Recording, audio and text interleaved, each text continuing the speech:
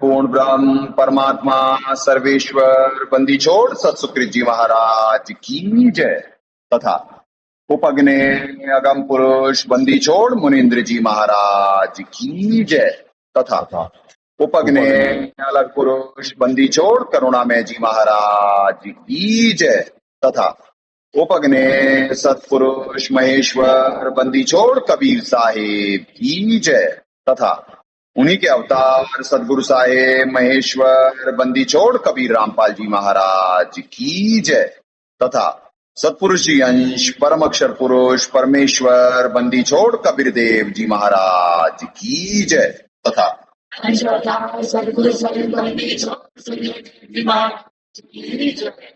सनातन धर्म की जय, सर्व संतों की जय, सर्व भक्तों की जय, धर्मी पुरुषों की जय, श्री काशी धाम की जय, श्री करौथा धाम की जय, श्री बरवाला धाम की जय, श्री पलाखी धाम की जय, गौ वंश की जय, साहेब सतपुरुष को नमस्कार की नहीं जन साधुओं संतों सर्वस्ती नहीं। सतगुरु साहेब संत सब दंडोतम प्रणाम, आगे पीछे मध्य हुए तिनको जा कुर्बान।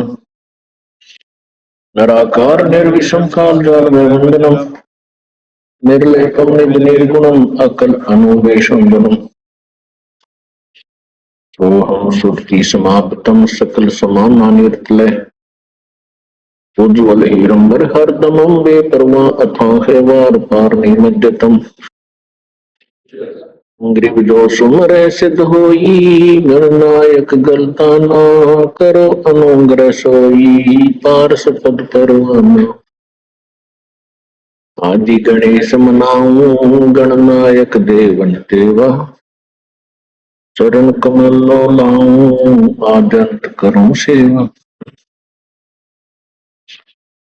शक्ति संगीतम रिद्धि सिद्धि दाता सोई, अवगत गुण अतीतम सतपुरुष निर्मोही। जगदम्बा जगदीशम मंगल रूप मुरारी, तन मन अर्पों शीशम भक्ति मुक्ति भंडारी। सुर नर मुनि जन ध्यावे, ब्रह्मा विष्णु महेशा। शेष सहस मुख गावे, पूज्य आदि गणेशा। इंद्र कुबेर सरीखा, वरुण धर्म राय ध्यावे। समर्थ जीवन जी का, मन इच्छा फल पावे। 33 कोटि अधारा, ध्यावे शेष 88। उत्तर गौजल पारा, कट है यम की फांसी। 33 कोटि अधारा, ध्यान शेष 88। उत्तर गौजल पारा, कट है यम की फांसी। सहायक आत्माओं परमात्मा से प्रार्थनाएं सही वक्त आत्माओं को निष्काम भक्ति दें। परमात्मा की वाणी है, तीनों देवा कमल दल बसे, ब्रह्मा विष्णु महेश। पहले इनकी वंदना, तिन सुन सतरूप देश। वंदना का मतलब है प्रथम मंत्र का उच्चारण। तो जितने भी उपदेशक परमात्मा के बच्चे हैं, सब प्रथम मंत्र का उच्चारण कर लें। ससुकृतम गतवीरम गिलियम गिलियम गिलियम गिलियम हरियम हरियम हरियम हरियम श्रियम श्रियम श्रियम श्रियम सोहम सोहम सोहम सोहम सत्यम सत्यम सत्यम सत्यम। ससुकृतम गतवीरम गिलियम गिलियम गिलियम गिलियम हरियम हरियम हरियम हरियम श्रियम श्रियम श्रियम श्रियम सोहम सोहम सोहम सोहम सत्यम सत्यम सत्यम सत्यम। ससाय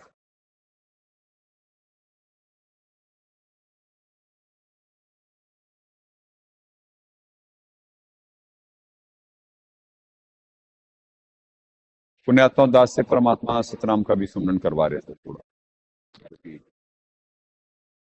वो भूल के नहीं करना होता है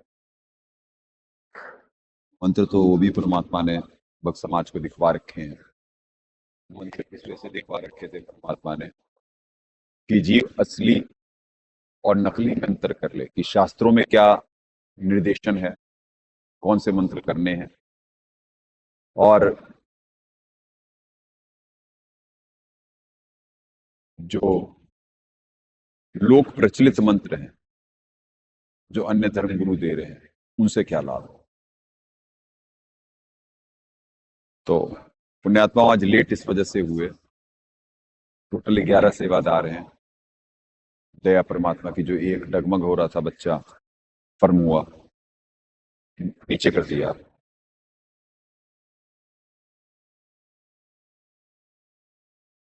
अपने आप हो गया। आपने ये स्क्रीन नीचे कर दी 10 की तरफ हटा के।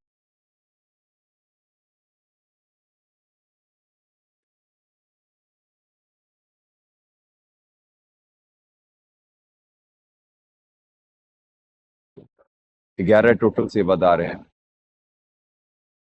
सेवाएं भी हैं और दबाव भी है, क्योंकि हम धर्म कर्म का कम कर पा रहे हैं धन के अभाव में। इस वजह से हम पे यज्ञ का दबाव आ गया है, यानी घी के अभाव में हमारे पे दबाव है। कुछ इंतजाम करा जा रहा था, नहीं हो पा रहा है पिछले कुछ दिनों से, यानी वहां कुछ भेजा भी गया पर फिर भी नहीं आ पा रहा है। तो ऐसे ही संघर्ष है। तो जितने हमारे पे पुण्य शॉर्ट होते रेगुलर, ये जो आपको कल दिखाया गया था अध्याय 3 श्लोक 15, कि उसमें जो कर्तव्य कर्म है 3:16 भी दिखाया गया था आपको। तो जो कर्तव्य कर्म है उनमें ये पांचों यज्ञ करने होते हैं, और यज्ञों का जिक्र गीता जी में भी है। यज्ञ मतलब धार्मिक अनुष्ठान, धार्मिक अनुष्ठान। और वो तो थोड़ी देर के लिए दिखा रहा था वो, पर हो गया दोबारा लाइव। देखो आप, थोड़ी देर में वो ठीक हो जाएगा। देखो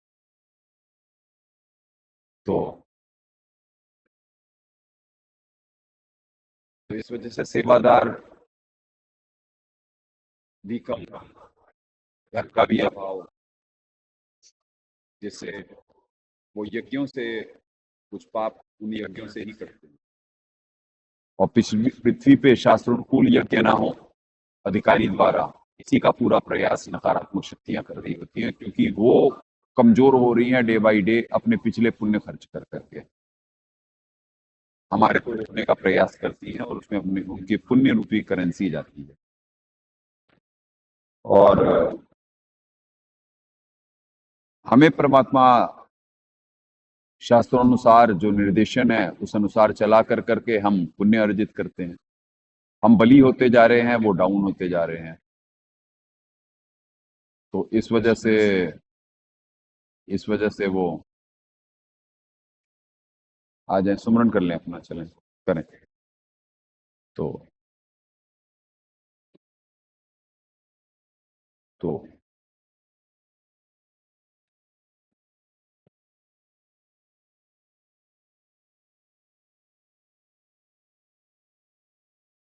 तो ऐसे वो हमारे को रोक रहे होते हैं कि जिससे कि हम मजबूत ना होने पाए और वो हम पे हावी हो सके।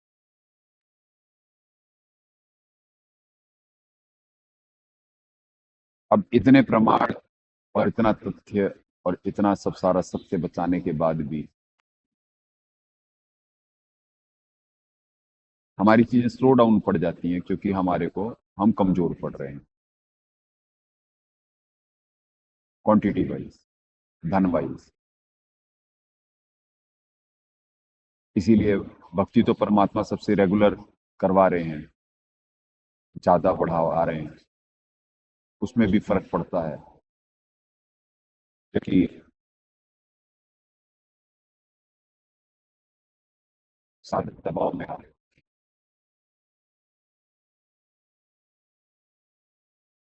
इसीलिए परमात्मा ने वाणियों में निर्देशित करा, डेली नीतियों में पढ़ा जाता है, कठिन विषम गति रहन हमारी, कोई न जानता है। चंद्र समूह चिंतामणि पाया, गरीब दास पद पदी समाया, डेली पढ़ा। कठिन और विषम है, यानी मुश्किल और जरा सा जो लोक प्रचलित है उससे जरा सा अलग है।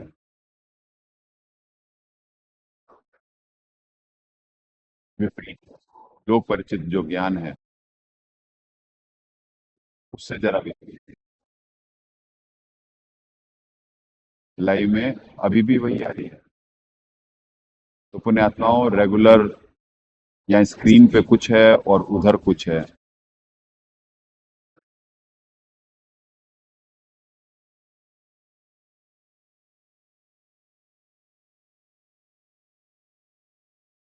टेक्निकल प्रॉब्लम आ रही है क्योंकि सिस्टम हैक करे जा रहे होते हैं हमारे। क्योंकि आज गुलजीत भगवती ही अकेले सेवा में है, चितरंजन भगत को सुबह से गए हुए हैं पर अभी तक नहीं पहुंच पाए पठानकोट से। कुछ रेगुलर जो सेवाएं होती हैं 12 घंटे से ऊपर हो चुके हैं गए हुए, तो वो वहां पे सिस्टम स्लो डाउन हो गया है हमारा। अब यहाँ पे भी देखिए ये तो टेक्निकल प्रॉब्लम दी जा रही है। वॉइस आ रही है, देखें आप। हाँ, चलो ठीक है, कोई बात नहीं। चलो ठीक है, कोई बात नहीं। अगर जो दास आ रहा है अभी देखते हैं, फिर बाद में है। अब यानी जब इधर वो चेंज करोगी तो पुण्यात्मा ऐसा सिस्टम करा गया, दास के सामने एक स्क्रीन लगी हुई है और स्क्रीन देख कर के दास अंदाजा लगा रहा होता है बाहर क्या हो रहा है। यानी जैसे किताब कहाँ पे है, कैमरे का फ्रेम सही है या नहीं है, क्या आ रहा है। तो अब स्क्रीन पे कुछ आ रहा है और लाइव में कुछ आ रहा है। ये टेक्निकल हैक, टेक्निकल हैक। तो ऐसे ही संघर्ष हो रहा होता है। अब एक ही चारा होता है कि हम अपना जितना सुमरन हो सके लगातार बढ़ाते चले जाएं। सारे बच्चे लगातार लगे रहते हैं, पर फिर भी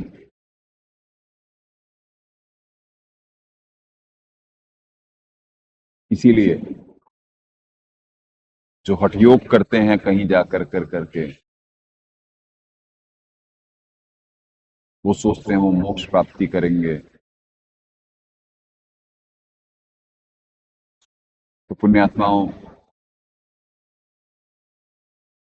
चलो टेक्निकली ठीक हुआ, स्क्रीन पे भी आ गया और उधर भी हो गया।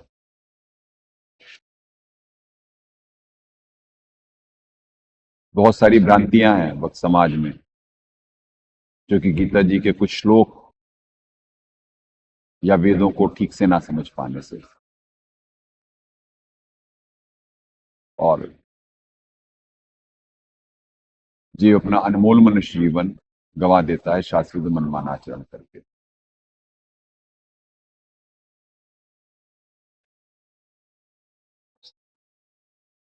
कल एक जिज्ञासु भाई की जिज्ञासा पे ही पूरा एपिसोड हो गया।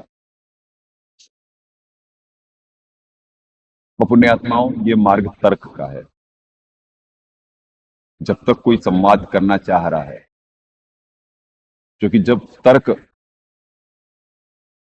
अगर जो कोई वाकई में इंसानियत हो, सत्य को मानने वाला हो, तो उससे तर्क में बुराई नहीं है। हाँ, कुतर्क शुरू हो जाएंगे तो हाथ जोड़ दिया जाता है, क्योंकि किसी के तर्क से, किसी की जिज्ञासा से बहुत सारे भक्त समाज के कॉन्सेप्ट क्लियर। तो जो कुछ तर्क रखे गए, तो भगत जी ने फिर उस पर भी कोई लेख लिखा है। तो आज उस जिज्ञासाओं का जवाब दे कर करके के फिर शास्त्र भी आज पढ़ाए जाएंगे, जो कि पुण्यात्माओं, किसी भी परमात्मा के लिए हर एक आत्मा कीमती होती है। ये प्रेम और ज्ञान का मार्ग है। इसीलिए मालिक की वाणी है, पोथी पढ़ पढ़ जगमुआ पंडित भयाना, कोई ढाई अक्षर प्रेम के पढ़े सो पंडित हुए। जो कि अनमोल मनुष्य जीवन है। किसी की हो सकता है कि अगर जो जिज्ञासा पूरी हो जाए तो वो ज्ञान मार्ग पे आ जाए, यानी उसकी जिज्ञासा का उचित जवाब मिल जाए और उसका वो जो गलत दिशा में है वो अपनी दिशा त्याग करके सही दिशा पकड़ सकता है, जब तक वो संवाद कर रहा है और कुतर्क नहीं कर रहा है। क्योंकि कुतर्क करने वाला अपने आप को सही साबित करने के लिए वो जानबूझ के साची तजता है। तो भगत जी से संवाद इस वजह से हो पाता है कि ये सही बातों को मानते हैं और उनमें कितना इम्प्रोवाइजेशन होगा ये तो परमात्मा जाने। वो कितने तर्कों से और सबूतों से सेटिस्फाइड होंगे ये परमात्मा जाने। पर इस संवाद नहीं रुकना चाहिए। ये तर्क का मार्ग है, संवाद होना चाहिए,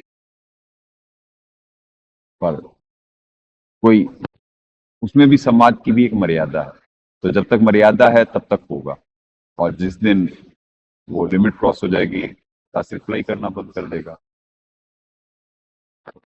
एक काया है, थोड़ी सी देर में ही आज हो जाएगा। तो लास्ट पढ़ के ही सुना देता है, जो कि उससे भक्त समाज को आइडिया लग जाएगा कि क्या उनके दिमाग में चल रहा है, क्या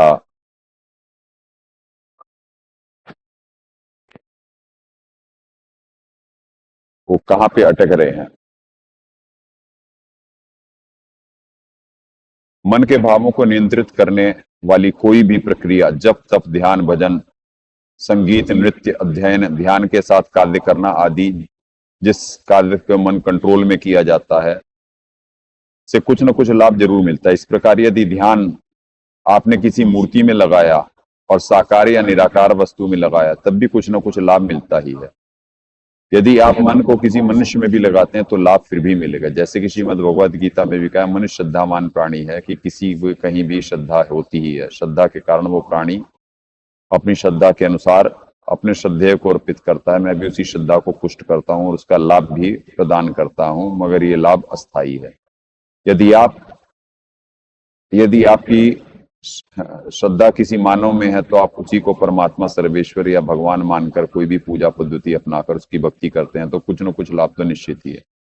संत रामपाल जी को आप यदि सृष्टि के रचयिता भगवान परमेश्वर, भगवान पर परमात्मा अल्लाह गॉड मानते हैं तो आप मन को अनुशासन में लाने में कामयाब जरूर होंगे, मगर क्योंकि इस अनुशासन का आधार स्वयं भगवान न होकर एक मर्ण धर्मा पुरुष है जो वृद्धावस्था को भी प्राप्त होगा और एक दिन शरीर त्याग भी करेगा, तो उस मनुष्य की तरह ये अनुशासन भी हमेशा नहीं रहेगा। इसी प्रकार आकार में स्थित कोई भी वस्तु परमानेंट नहीं है। किसी का नाम बदनाम किया जा सकता है, मूर्ति को खंडित किया जा सकता है।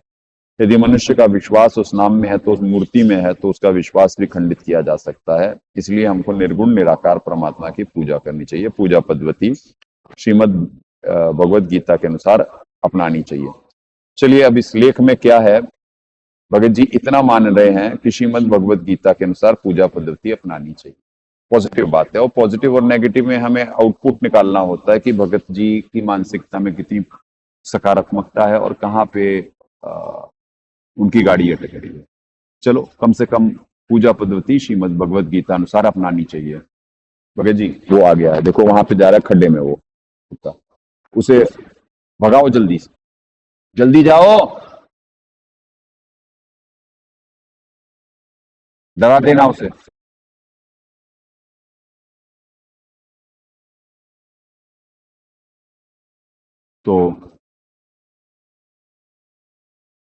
तो पुण्यात्माओं कम से कम इतना तो माने, चलो दया परमात्मा की। अब वो अभी भी निराकार पे अटके हुए हैं, निराकार और साकार। और सूक्ष्म वेद की वाणी के निर्गुण सरगुण एक है, दूजा ब्रह्म विकार। निर्गुण साहेब बाप है, सरगुण संत विचार। कल भी एक्सप्लेन करवाए, पर शायद भगत जी पूर्णतः समझ नहीं पाए कि जिसे निर्गुण कहा जा रहा है, पहले निर्गुण का अर्थ समझे। एक तो गुण है, गुण से ऊपर भी कोई शक्ति है, यानी त्रिगुण है, सतोगुण रजोगुण और तमोगुण। और इनको उत्पादित करने वाली 3 आत्माएं निमित्त हैं जो ऊपर बैठी हैं, ऊपर के लोकों में, जिनसे निकल रही रेगुलर किरणों से ये स्वर्ग, नरक और पृथ्वी लोक प्रभावित होता है।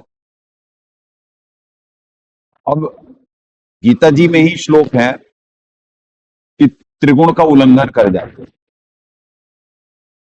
त्रिगुण का उल्लंघन मतलब उनसे ऊपर की शक्ति पे चले जाते हैं, यानी ब्रह्मा विष्णु महेश जी से ऊपर की शक्ति दुर्गा जी हैं, दुर्गा जी से ऊपर महाकाल जी हैं, महाकाल जी से ऊपर अक्षर पुरुष जी हैं, अक्षर पुरुष जी से ऊपर परम अक्षर पुरुष जी हैं, परम अक्षर पुरुष जी से ऊपर सतपुरुष जी हैं, सतपुरुष जी से ऊपर अगम पुरुष जी हैं,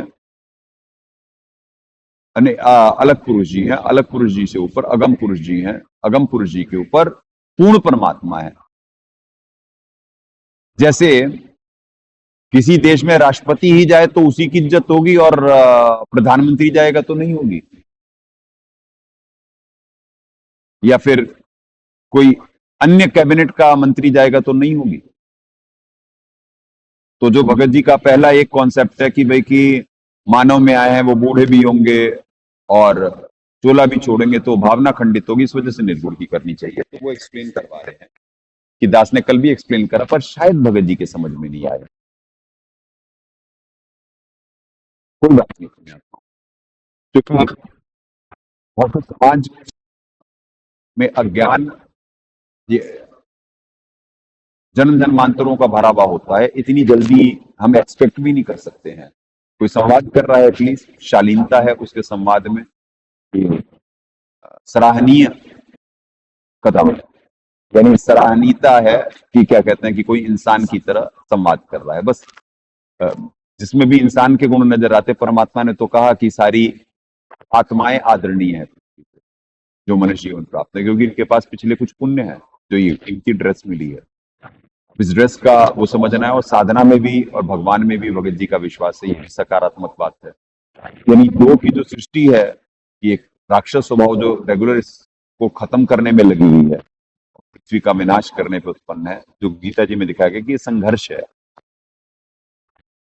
अगर जो हम शास्त्रानुसार साधना करके मजबूत नहीं हुए तो वो जैसे भी गजवाए हिंद है, क्या है आप समझ रहे हैं, क्योंकि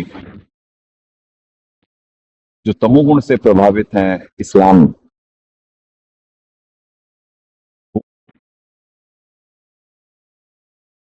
हिंदुओं को भी कन्वर्ट करने के लिए करना चाहते हैं, तो राक्षस स्वभाव को धारण करेंगे, क्योंकि सबसे ज्यादा पृथ्वी की ऊर्जावान आत्माएं अगर जो कोई हैं तो वो हिंदू हैं, इसी में मेजोरिटी निकलेगी पुण्य के अनुसार।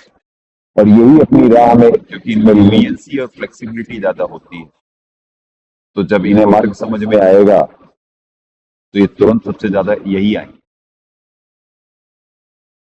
पुण्य के हिसाब से इन पे ज्यादा पुण्य है। आएंगे सबसे ही, मुस्लिम से भी आएंगे, क्रिश्चियन से भी आएंगे, ज्यूस भी आएंगे, बौद्ध भी आएंगे, जैन भी आएंगे, पर उनकी क्वांटिटी कम हो सकती है। आरसी भी आएंगे, कोई भी आएगा, नास्तिक भी कन्वर्ट हो सकता है अगर जिसका कॉन्सेप्ट क्लियर।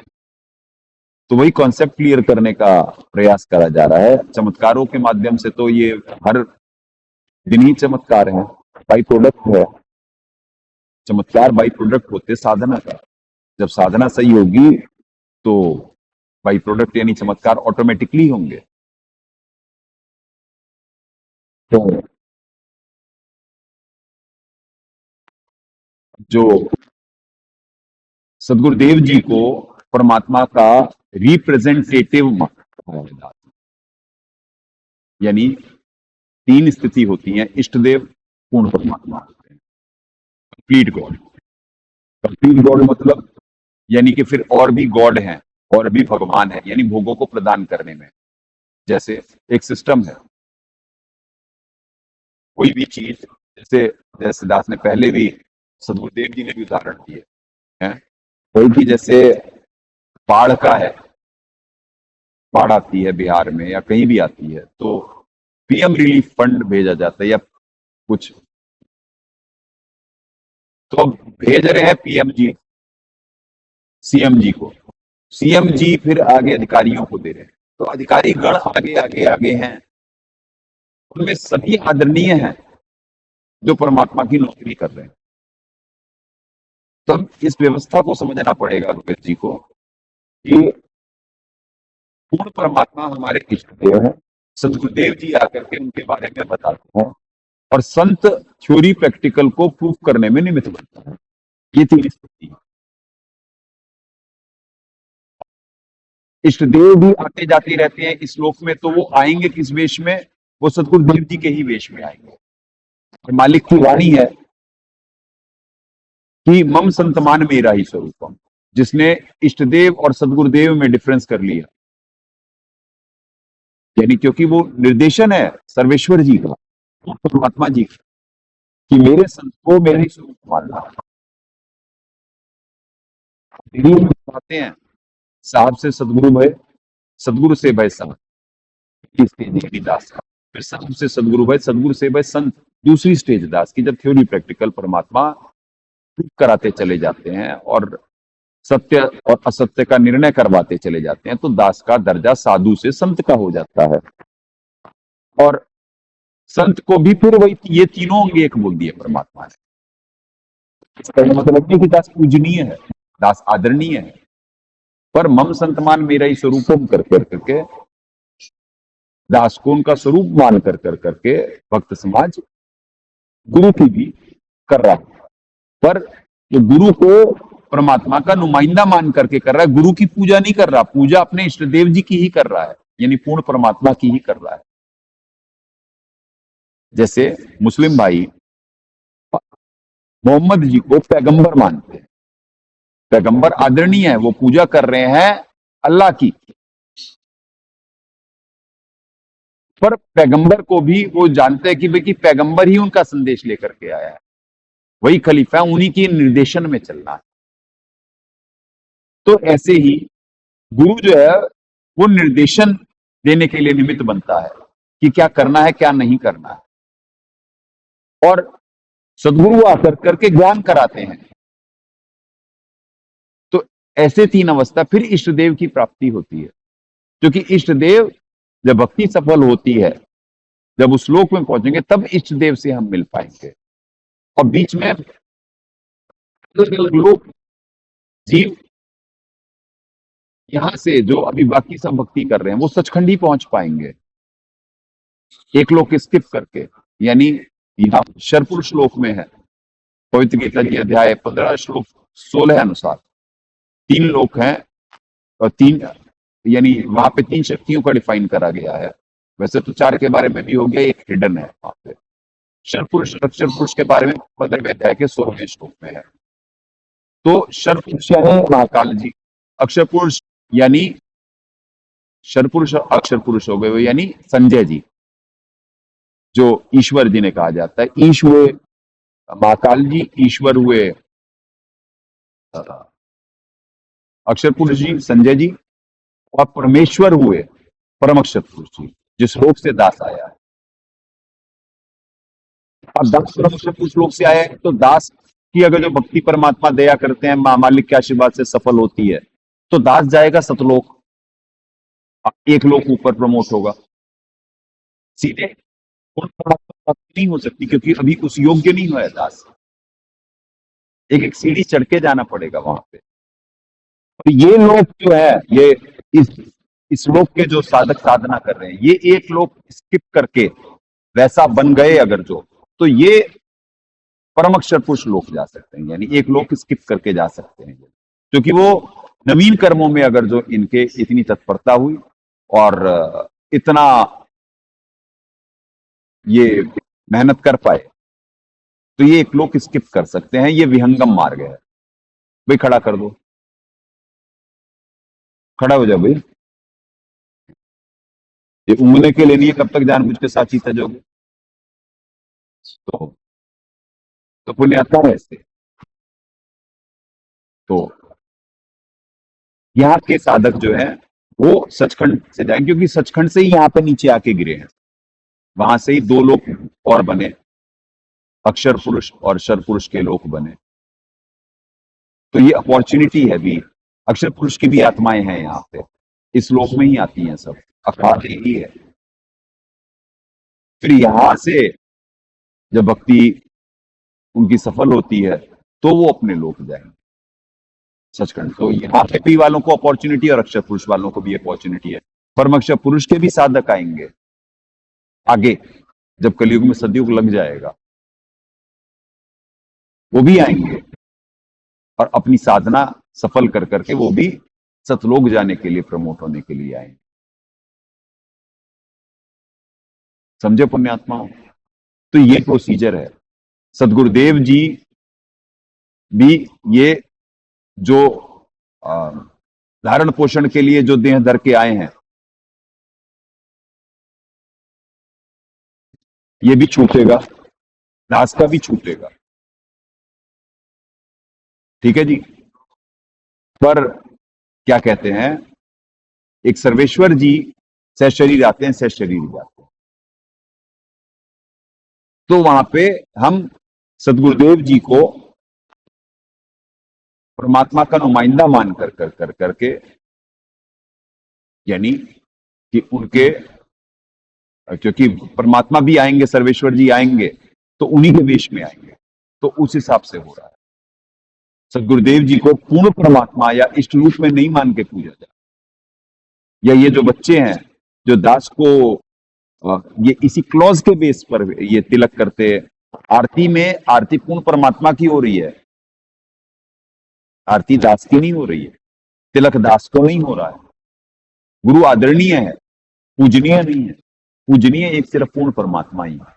पर मम सम्मान मेरा ही स्वरूपों का क्लॉज पूरा करा जा रहा है, क्योंकि जो ऊर्जा या जो भी लाभ मिलना है वो चैनल के माध्यम से मिलेगा। जैसे एक प्रोसीजर है कि भाई कि बाढ़ आई या कोई आपदा आई तो प्रधानमंत्री देंगे, मुख्यमंत्री को राज्य में कहीं रिलीफ जाना है। अब मुख्यमंत्री देंगे अधिकारियों को, अधिकारी देंगे फिर आगे उन्हें।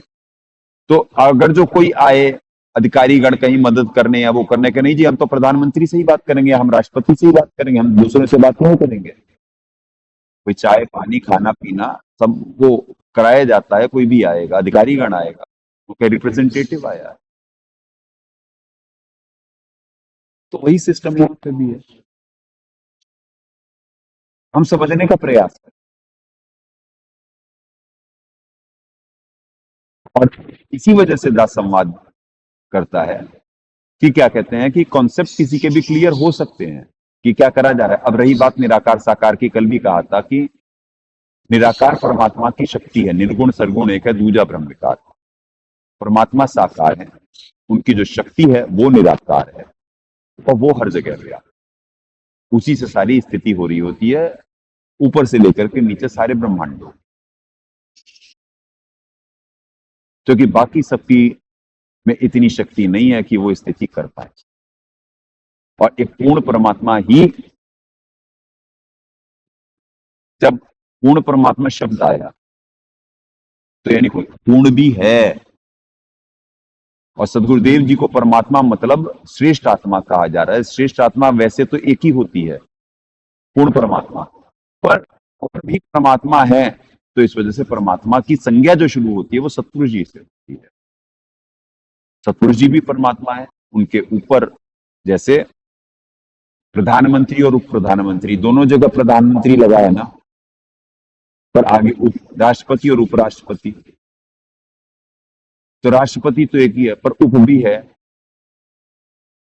प्रधानमंत्री भी है। तो जो इस देश में क्यों राष्ट्रपति और प्रधानमंत्री दोनों पावरफुल है, कई देशों में सिर्फ राष्ट्रपति पावरफुल है उतना, बाकी प्रधानमंत्री को कम है।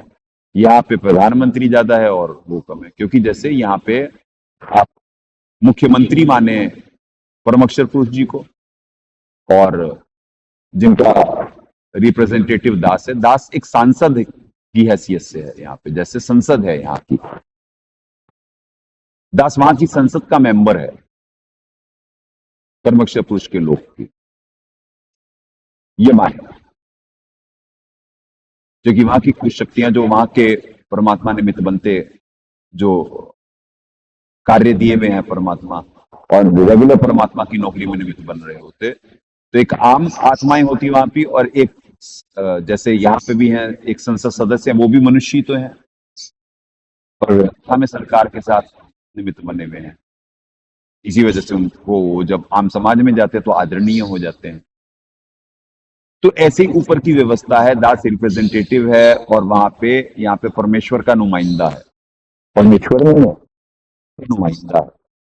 तो मम संतमान मेरा ही स्वरूपम वाला क्लॉज है, यहाँ से उसी लोक में जाना है जिस लोक से दास आया है संदेशा देने, जिस लोक से छोड़ करके सारे लोग अपनी स्थिति से गिरे थे और यहाँ पे दो लोक बने, और इन दोनों लोकों से उस लोक से भी प्रमोट होने आत्माएं सारी पृथ्वी पे ही आएंगी, अपनी आध्यात्मिक यात्रा पूरी करेंगी, और फिर यहाँ से अपने अपने लोक अपनी अपनी साधना अनुसार जिसकी जैसी सफल होती जाएगी चले जाएंगे।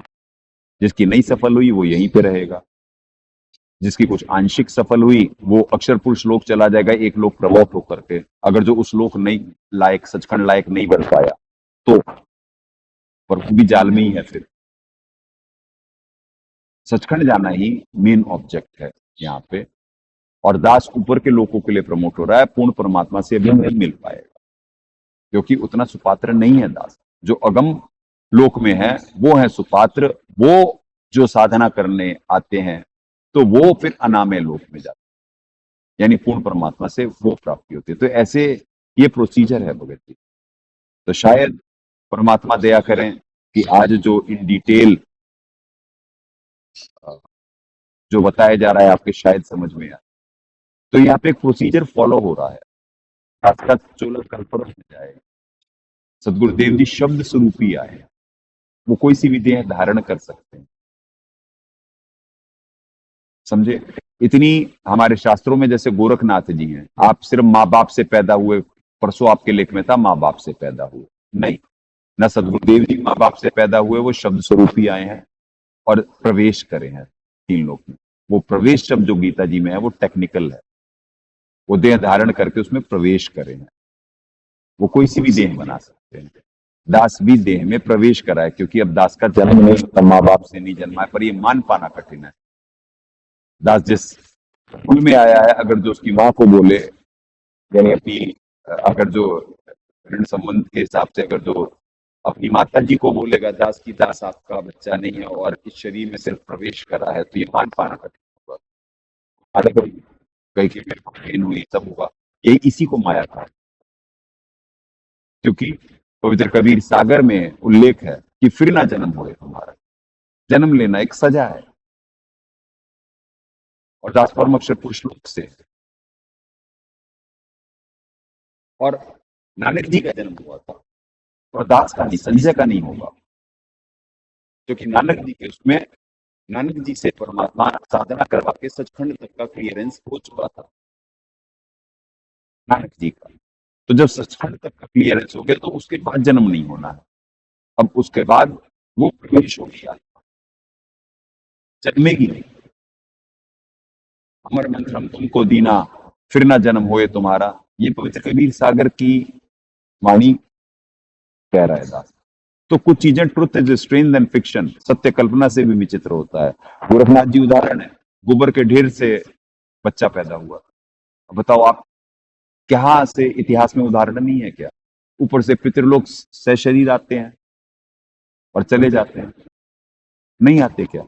स्वर्ग से देवता आते हैं चले जाते हैं। तो आप कैसे नहीं कह सकते हैं कि कोई आकर के रूप बदलते हैं? नहीं होता। आपको नहीं मालूम है, ये आपका विश्वास नहीं है, अभी आपने नहीं देखा है, पर शास्त्रों में सारी कथाएं हैं, वो कथाएं झूठी नहीं है, तो आप मान नहीं पा रहे।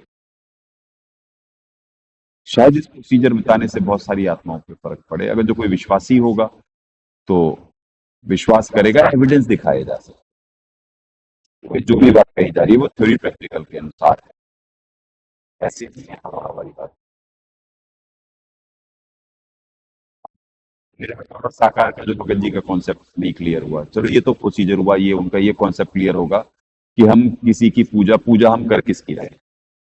अब जैसे सर्वेश्वर जी की छवि है नहीं, और ध्यान करने के लिए छवि का होना जरूरी है। जैसे बाकी सब पंथ,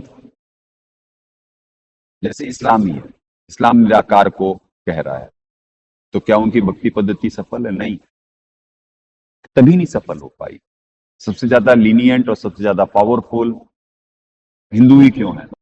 क्योंकि वो साकार की पूजा वो साकार रूप में भी मानते हैं, पर उनके कॉन्सेप्ट क्लियर नहीं है। वो मूर्ति को ही भगवान मान रहे हैं। नहीं, मूर्ति आदरणीय है, पूजनीय नहीं है। मूर्ति से किसी भी की मूर्ति याद दिलाती है,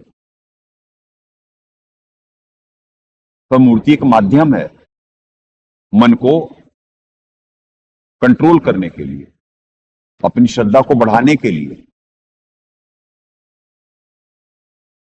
पर मूर्ति को भगवान मानना ये अज्ञान है। मूर्ति में प्राण प्रतिष्ठा करना, प्राण कहां से डाल देंगे, ये अज्ञान है, ये पाखंड है। जो मूर्ति में प्राण डाल सकता है वो मुर्दे में भी जान डाल सकता है। इस तर्क का वो कभी जवाब नहीं दे पाएंगे, तो तर्क जरूर करेंगे लोग। तो ये जो यानी निर्गुण सरगुण का है, तो निराकार परमात्मा की शक्ति कल भी एक्सप्लेन करा गया, पर शायद क्योंकि बार बार रिपीट करनी होती है बहुत सारी चीजों को, माया समझने भी नहीं दे रही होती है। इसीलिए विधान है कि दंडवत प्रणाम करो तद्दर्शी संत को, परमात्मा को, क्योंकि कुछ पाने के लिए झुकना पड़ता है। जो झुकेगा वो लीनियंट होगा, और फिर उसे यानी झुके हुए वो परमात्मा दे जाता है, वो कुछ समझ पाएगा। जो झुक ही नहीं सकता, नहीं हो सकता। तो किसी चीज में भी, जैसे छवि के पीछे विज्ञान क्या है, दास बोलेगा, मानना बहुत आसान भी है। जैसे किसी मुर्दे की छवि नहीं लगानी, जो कि जब तक वो छवि है तब तक वो आत्मा वहां पे उसकी प्रेजेंस रहती है। आपको मालूम नहीं है छवि के पीछे क्या विज्ञान है, फोटो के पीछे क्या विज्ञान है। कपड़े क्यों हिंदुओं में कपड़े सारे और वो सब जला दिए जाते हैं मुर्दे के, क्योंकि नहीं तो भटकता वो, जिसमें उसकी आस्था होती है वो वहां पे आता है।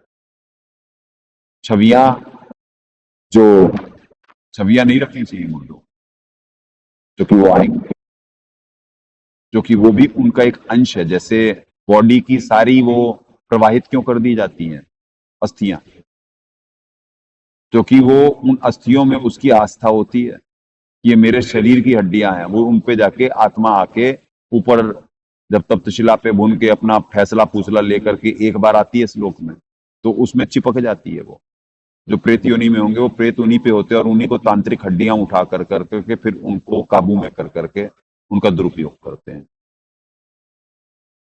तो आपको मालूम नहीं है छवि के पीछे क्या विज्ञान। जिन सदगुरुदेव जी को आप या अन्य भी कुछ एक साधारण मनुष्य मान रहे हैं, उनके वेश की परमात्मा का स्वरूप उनको मान कर करके जो परमात्मा का विधान पूरा करा जा रहा है, तो हमें लाभ मिल रहा है।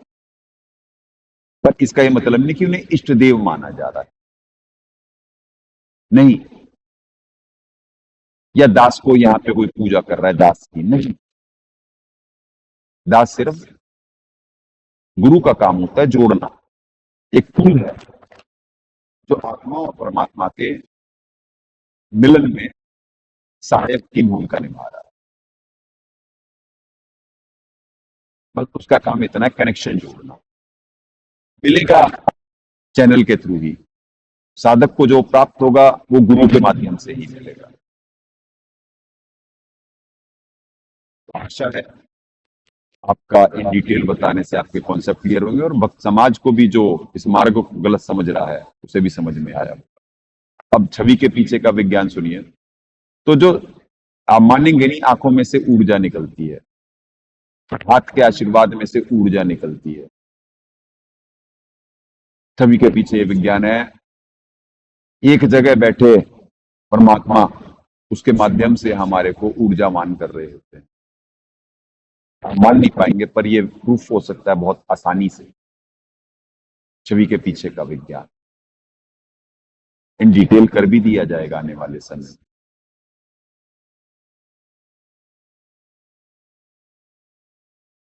तो इस वजह से जो भी निराकार भगवान को मान करके कि उसकी करते रहे, वो कभी भी सफल नहीं हो पाए, ना अपना कुछ परिवर्तन ला पाए, न वो भक्ति सफल हो पाए। और जो साकार की करके करे, वो कुछ लाभान्वित और कुछ जरूर लाभ उठा पाए, जैसे हिंदू भक्त समाज। इसी वजह से बाकी सारे पंथ हिंदुओं के वो टारगेट होते हैं और सब उनके पीछे पड़े हुए हैं, जो कि वो नकारात्मक शक्ति से प्रभावित होते हैं बाकी सब। और क्योंकि उन्हें मालूम है अगर जो कोई खेल बदलने मेजोरिटी करेगी तो वो हिंदू करेंगे, तो इसी वजह से नकारात्मक शक्ति इन्हीं को दबाने के लिए, या ये जो क्या नाम था, अभी क्या नाम ले रहा था दास, क्या कहते हैं, क्या हुआ, हाँ, ये जो अभी देश के ऊपर, हाँ, गजवाए हिंद। तो गजवाए हिंद का मतलब ये होता है कि सबको हिंदुओं को पकड़ के कन्वर्ट कर दिया जाएगा। ये सिद्धियों के प्रयोग शुरू हो गए हैं, वो आ गए हैं, कर दो आगे ब्रशेस और वो सब करो।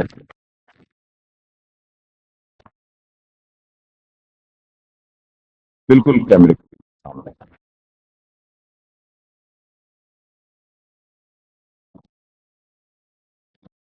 कुछ सामने करना होगा। हाँ, ब्रश नहीं लाया आज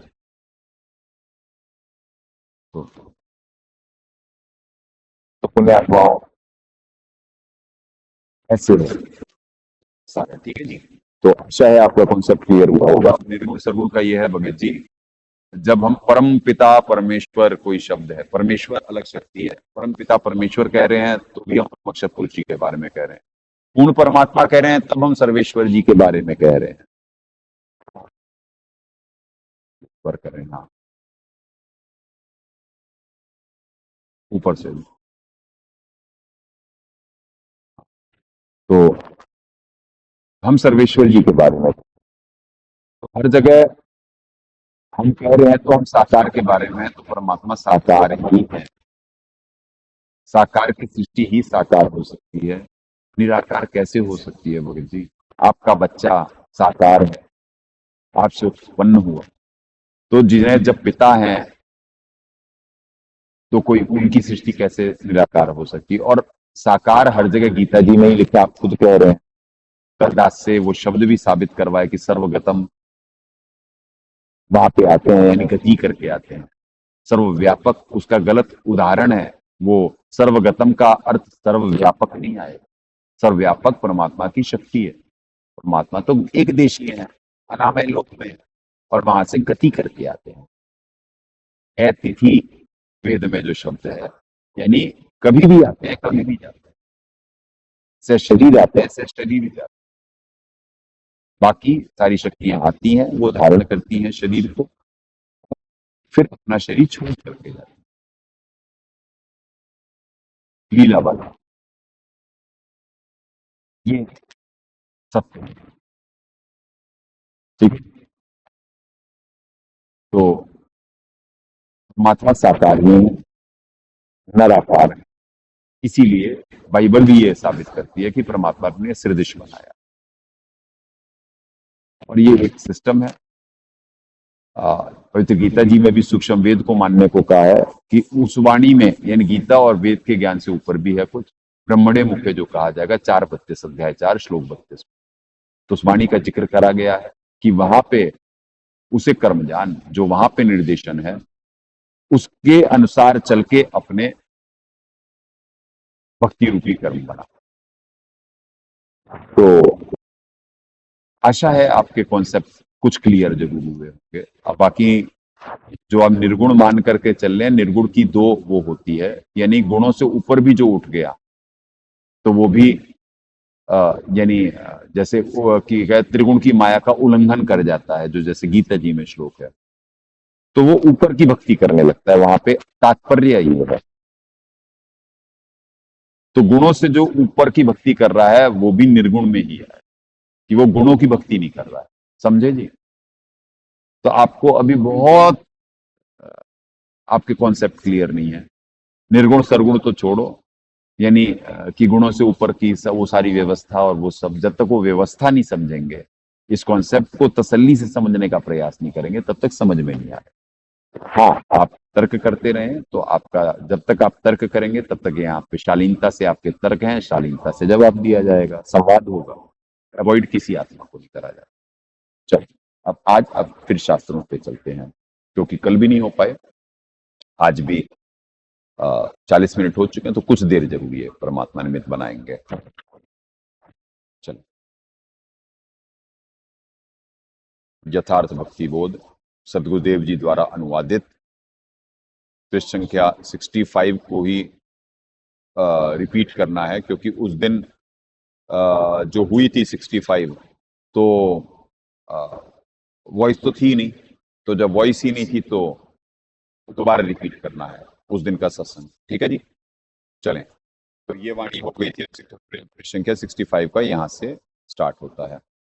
कबीर जान बूझ साची तजे, करे झूठे से जाकी संगत है प्रभु, स्वप्न में भी ना दे। सूक्ष्म वेद में परमेश्वर कबीर जी की वाणी में भी कहा है कि शिष्य वही होता है जो गुरु जी को तथा उनके भक्ति ज्ञान को उत्तम मानकर दीक्षा लेता है, फिर लालच या अभिमानवश गुरु जी को त्याग कर चला जाता है जहां उसको सम्मान मिलता है। जो कुछ दान कर देता है नकली गुरु उसको विशेष सम्मान देते हैं, जिस कारण से वह मंदभागी व्यक्ति गुरु जी को त्याग कर झूठे गुरु तथा झूठे ज्ञान को स्वीकार कर लेता है। परमात्मा कबीर जी ने कहा कि हे परमात्मा, ऐसे दुष्ट व्यक्ति के दर्शन जागृत अवस्था में तो बुरे होते हैं, परंतु स्वप्न में भी दर्शन ना हो, अर्थात कभी ऐसे व्यक्ति का संग स्वप्न में भी ना देना। समझे कितनी बड़ी इंपॉर्टेंट एक एक वाणियां हैं, और क्या क्या ऐसे इन डिटेल इन 2 लाइनों का अर्थ कितना एक्सप्लेन करना पड़ता। ठीक है, ताते सदगुरु शरणा लीजे, कपट भाव सब दूर करीजे, योग यज्ञ जब दान करावे, गुरु विमुख फल कबहू ना पावे। इसलिए गुरु जी की शरण प्राप्त करें, दीक्षा लें, और मन में कपट नहीं रखना चाहिए, छल कपट को छोड़कर दीक्षा लेनी चाहिए। यदि गुरु से विमुख होकर कोई यज्ञ दान जब करता है तो उसको आध्यात्मिक लाभ प्राप्त नहीं होता।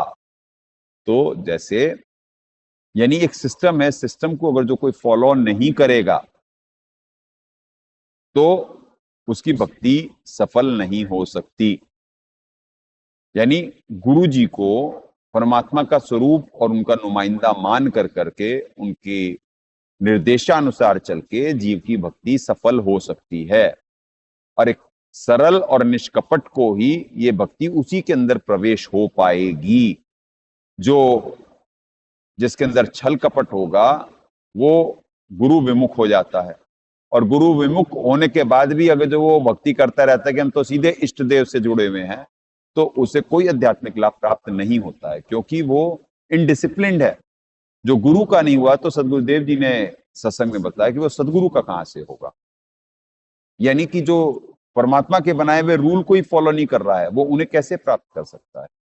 ये परमात्मा के ही निर्देशन है, उन्हीं का बनाया हुआ सिस्टम है, तो उस सिस्टम को फॉलो करवा रहा है गुरु, अपनी नहीं करवा रहा भक्ति, ना वो सदगुरुदेव जी की भक्ति करवा रहा है।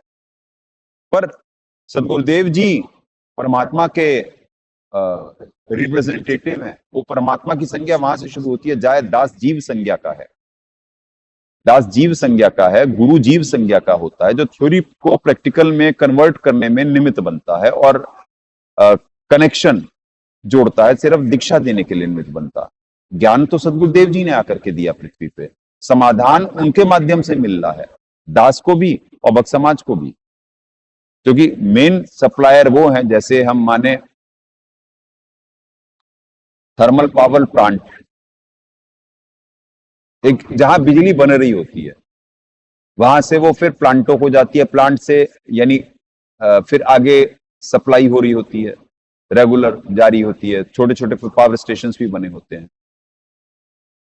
तो सप्लाई तो पूर्ण परमात्मा जी भेज रहे हैं सदगुरुदेव जी को, चैनल के थ्रू आ रही है, सदगुरुदेव जी से दास को प्राप्त हो रही है, और फिर दास से आगे जा रही है। दास वो चैनल है, मिलेगा सिस्टम से ही। न दास अपनी पूजा करवा रहा। सदगुरुदेव जी भी कि हम पूर्ण परमात्मा का स्वरूप मान कर करके कर रहे हैं अपने इष्ट देव की, कर रहे हैं पूर्ण परमात्मा की। ठीक है जी, चले शेष की आदि दो कर जोर गुरु के आगे करवो विनती चरण न लागे, अति शीतल बोले सब बहना, मेटे सकल कपट के बहना। शिष्य को चाहिए कि अपने गुरुदेव के सामने दोनों हाथ जोड़कर चरणों में मस्तक यानी सिर रखकर बड़ी बहुत विनय करे। शिष्य अपने गुरु जी के सामने शीतल वचन अर्थात सर्व वचन गुरु जी के सामने अति शीतल बहुत प्यारे हृदय से शीतलता उत्पन्न करने वाले कहे। सब छल कपट के झूठे वचन समाप्त करे अर्थात त्याग देना चाहिए। यानी पुण्यात्माओं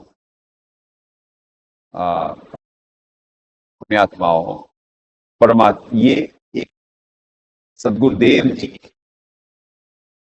ने जो समझाया है भक्त समाज को, जो एक एक वाणियों के गूढ़ अर्थ सरलाट करे, तो ये एक प्रोसेस है। जीव को शालीनता, विनम्रता, आधीनता सिखाई जा रही है, क्योंकि वो इष्ट देव तक पहुंचते पहुंचते पहुंचते इतना विनम्र, आधीन और उनके योग्य हो जाएगा, तब जाकर के वहां पे पहुंच पाएगा। तो पहले साकार के सामने ही झुकना, उनकी आज्ञा का मानना, और वो सिस्टम सिखाया जा रहा है, सिस्टम बनाया जा रहा है। तो जो जहां से उसे प्राप्त हो रहा है जीव को, जब वो उन्हीं के लिए सामने अगर जो झूठ कपट बोल सकता है, तो वो इष्ट देव भी अगर जो सामने आएंगे तो उनके साथ भी ऐसा ही करेगा, क्योंकि वो मतलबी है। वो सिर्फ कामना से भक्ति कर रहा है, उसे श्रद्धा नहीं है, वो श्रद्धाहीन है। दोनों लटक रहे हो यार, दोनों लटक रहे हो, खड़े हो जाओ, खड़े हो जाओ दोनों, उसे भी खड़ा करो। बाकी सब सेवा में है या कोई उधर लेटा हुआ है, वो तो चलो गए, उनके उसके लिए है, बाकी सब सेवा में है, चलो ठीक है, कोई बात नहीं। तो पुण्यात्माओं ऐसे है कि ये एक कि हम वहां तक पहुंचते पहुंचते अब जैसे दास का काम है कि परमात्मा है धरती पे सदगुरुदेव जी। तो आशा है बाहर भक्त समाज का कॉन्सेप्ट क्लियर हो गया होगा कि सदगुरुदेव जी परमात्मा कैसे हैं और पूजनीय किसकी पूजा हो रही है और कौन किसका आदर हो रहा है और कौन क्या है। तो परमात्मा जी के बारे में दास उनके साथ कैसा रहना है, ये दास इन बच्चों को ट्रेनिंग दे रहा है, निमित्त बन रहा है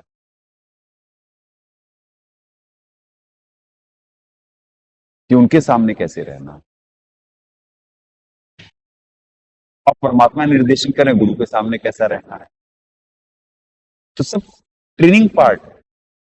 तो जब ये आत्माएं अपने इष्टलोक पहुंचेंगी तब तक ये वेल ट्रेन्ड, वेल बिहेव्ड होंगी। जैसे दास एक उदाहरण परमात्मा बार बार बुलवाते हैं कि एक अदनी सी पृथ्वी के एक अदने से देश की, यानी जैसे महारानी होती तो उसके सामने रॉयल गार्ड होते थे, जिनका लेवल ऑफ कंसंट्रेशन इतना जबरदस्त होता है कि उनके सामने कोई डांस करे, नाचे गाए, वो अपना फोकस नहीं होते हैं और वो कोई रिएक्ट नहीं करते हैं। तो कैसा उन्हें ट्रेनिंग दी गई, कैसा उन्हें डिसिप्लिन बनाया गया,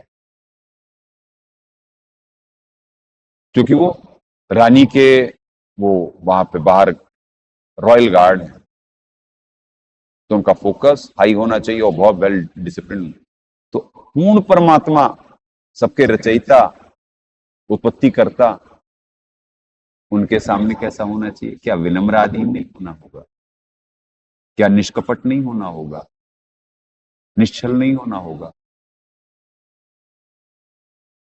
तो भक्तों ये एक ट्रेनिंग पार्ट है, हम धीरे धीरे ही जाकर के परमात्मा योग्य बन पाएंगे।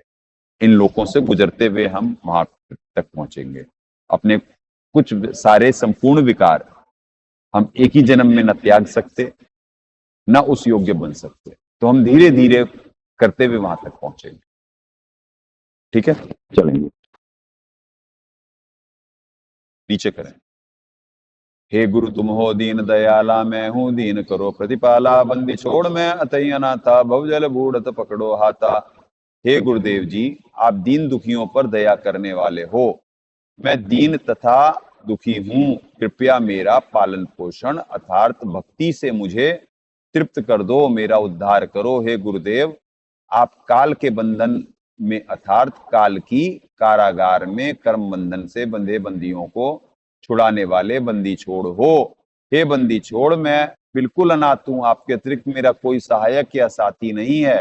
मैं सत्य भक्ति शास्त्र अनुकूल ना करके मनमाना आचरण करके बहुजल संसार रूपी जल के सागर में था 84 लाख योनियों के चक्र में गिरकर डूब रहा हूं।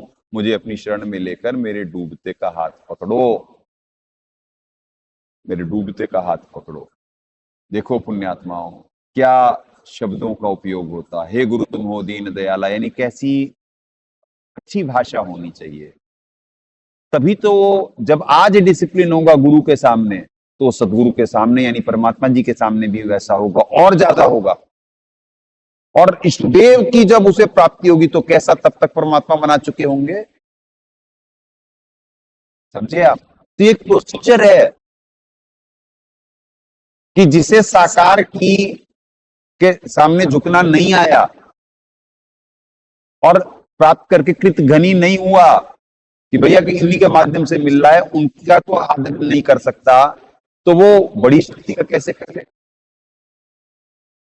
जो वहां पे मतलबी होगा वो आगे भी मतलबी होगा। एक के लिए मतलबी है तो वो सबके लिए मतलबी है,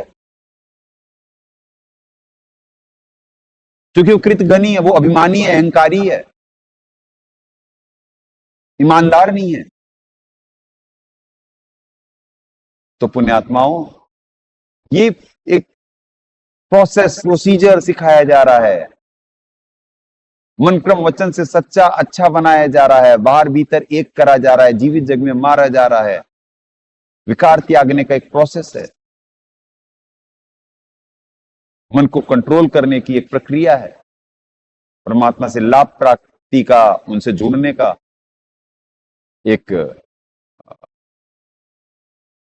यानी प्रोसीजर है वो, वही कि कैसे हम उनके योग्य बन सकेंगे। ये एक ट्रेनिंग है, सिद्धियों का प्रयोग हो रहा है आपके ऊपर, कुछ दबाव डाला जा रहा है ना, है। पुण्यात्माओं सब पे यहाँ पे दास क्या बोले, ऐसा इतना आसान भी नहीं है ये मार्ग। तो अब आए हैं भगत जी और अब हो रही हैं सारी चीजें। वही सॉक्स पहन लो, नहा के आए हो, फिर ऐसी सर्दी चढ़ती है, समझे चितरंजन, जल्दी से पहन लो सॉक्स सब। हाँ, अभी नहा के आए हो, फिर अभी वो हो जाता है। तो पुण्यात्माओं, ऐसे ये प्रेम और ज्ञान का मार्ग है, और ऐसे ये परमात्मा ऐसे निमित्त बनाते हैं। तो ऐसे फिल्ट्रेशन होकर करके हम धीरे धीरे धीरे हम ऊपर परमात्मा जब योग्य बन जाएंगे तब पूर्ण परमात्मा तक पहुंचेंगे।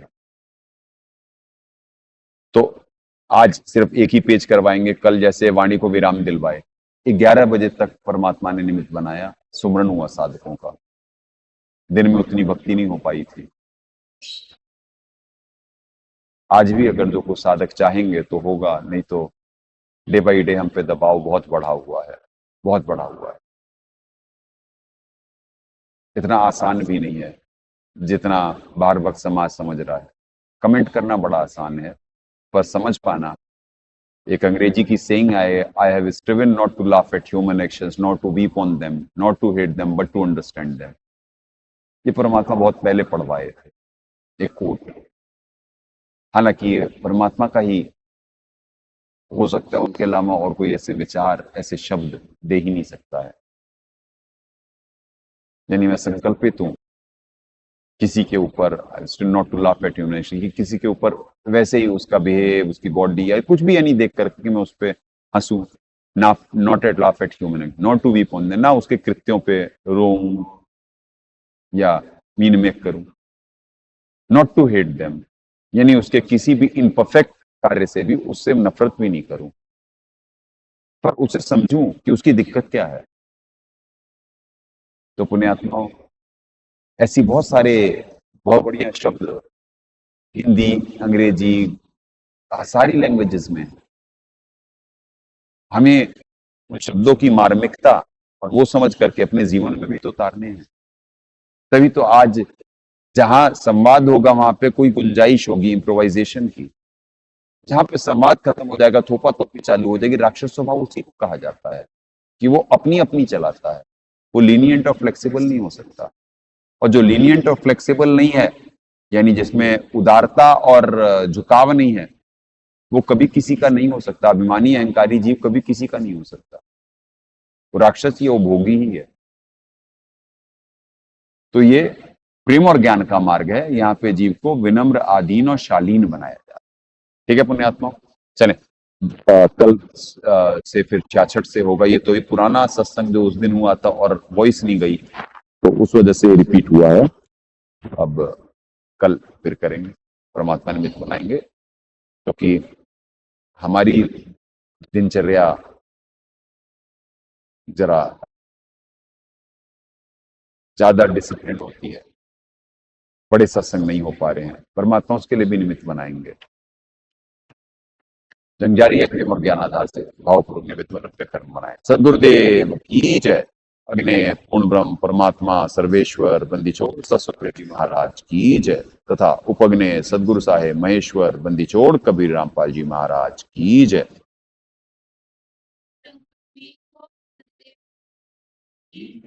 सनातन धर्म की जय। सही परमात्मा से प्रार्थना है, सही भक्तात्माओं को निष्काम भक्ति दें। सत साहिब।